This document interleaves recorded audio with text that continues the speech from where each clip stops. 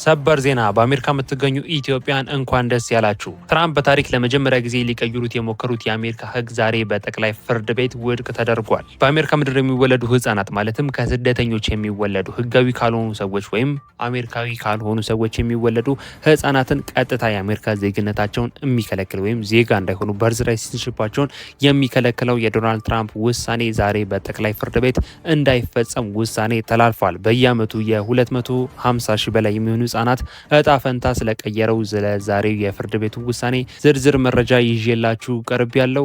በድጋሚ በአሜሪካ የምትገኙ ኢትዮጵያን እንኳን ደስ ያላችሁ ማለት ፈልጋለሁ። እጅግ በጣም ሰበር የሆነ የብስራት ዜና ስለሆነ ማለት ነው። የፌዴራል ፍርድ ቤቱ ወይም ጠቅላይ ፍርድ ቤቱ ይህንና በርካታ ውሳኔዎችን አስተላልፏል። ዶናልድ ትራምፕ በዚህ ወቅት ሽንፈት እየገጠማቸው እንዲሁም ድል እየራቃቸው ያለበት ወቅት ነው ያለው። በድጋሚ እንኳን ደስ ያላችሁ። ሙሉ መረጃውን ቀጥሎ መነግራችሁ ይሆናል። ነገር ግን ከዛ በፊት እኔን ለማታውቁኝ ሰዎች ጆስ ይባላሉ። እንደዚህ አይነት ከዩኤስ ኢሚግሬሽን ጋር የተገናኙ ቪዲዮ ስለሆነ ማዘጋጀው በአሜሪካ በየትኛውም ግዛት የምትገኙ ኢትዮጵያን ቻናሉን ሰብስክራይብ ማድረጋችሁ እንዳትረሱ።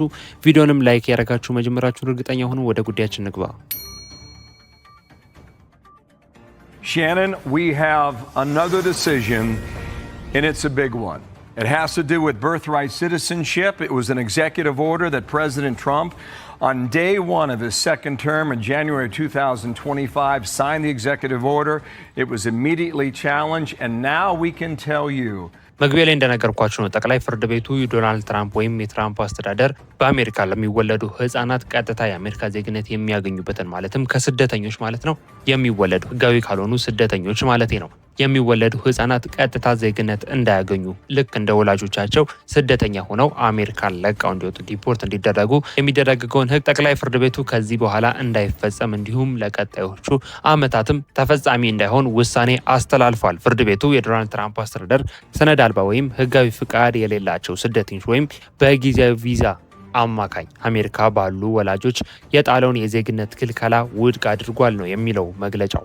እንዲሁም የፍርድ ቤቱ አብላጫ ድምጽ ውሳኔውን የወሰነው በዩኤስ ህገ መንግስት 14ኛው ማዘዣ ወይም ደግሞ 14 አሜንድመንት ላይ በመመስረት ነው ብሏል። በአሜሪካ ምድር የተወለደ ማንኛውም ሰው ወላጆቹ የትም ሀገር ዜጋ ቢሆኑ የዩኤስ ወይም የአሜሪካ ዜጋ የመሆን መብት እንዳለው በድጋሚ ጠቅላይ ፍርድ ቤቱ አረጋግጧል። ይህ ውሳኔ የተወሰነው ማለትም ይህ ጠቅላይ ፍርድ ቤቱ የዶናልድ ትራምፕን አዲስ አሰራር ውድቅ አድርጎ በአሜሪካ የሚወለዱ ህጻናት ወይም በአሜሪካ የሚወለድ ማንኛውም ሰው ቀጥታ የአሜሪካ ዜግነት ማግኘት ይችላል የሚለውን ህግ ሊወስኑ የቻሉት ሶስቱም ዳኞች ተስማምተው መሆኑ ተገልጿል። That the U.S. Supreme Court has ruled against President Trump's order to limit birthright citizenship.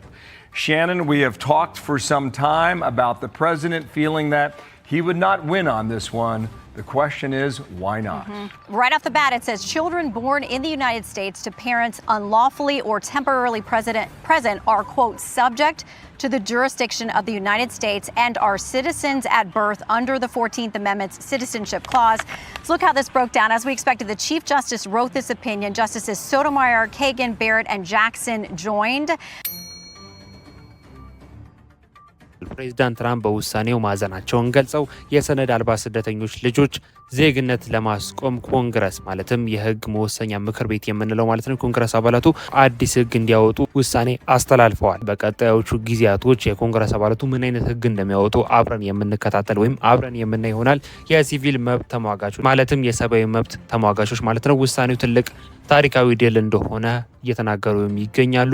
ይህ ውሳኔ በየአመቱ በአሜሪካ የሚወለዱ ማለትም ከስደተኞች ማለት ነው ህጋዊ ካልሆኑ ሰዎች የሚወለዱ ከ250 ሺህ በላይ የሚሆኑ ህጻናትን ዜግነታቸው አሜሪካዊ እንደሆነ የሚያረጋግጥ እጅግ በጣም ትልቅ ውሳኔ ወይም የድል ዜና ነው ሲሉ እየተሰሙ ይገኛሉ። በድጋሚ በአሜሪካ የምትገኙ ኢትዮጵያን እንኳን ደስ አላችሁ ማለት እፈልጋለሁ። የፕሬዝዳንቱ ትዕዛዝ ሙሉ በሙሉ ውድቅ በመደረጉ የአሜሪካ ሆስፒታሎችና ክልሎች እንደቀድሞ ያለምንም ተጨማሪ ቅድመ ሁኔታ ለተወለዱ ህጻናት የልደት የምስክር ወረቀት መስጠት መቀጠላቸው ወይም መስጠት መጀመራቸው እየተገለጸ ይገኛል። ስለዚህ ከዚህ በፊት እንደነበረው ማለትም ዶናልድ ትራምፕ ከመምጣታቸው በፊት እንደነበረው በአሜሪካ የሚወለዱ ህጻናት ቀጥታ ከሆስፒታሎች የልደት የምስክር ወረቀት ይሰጣቸዋል እንዲሁም መሰጠት ተጀምሯል ተብሏል። በድጋሚ በአሜሪካ የምትገኙ ኢትዮጵያን እንኳን ደስ ያላችሁ ማለት እፈልጋለሁ።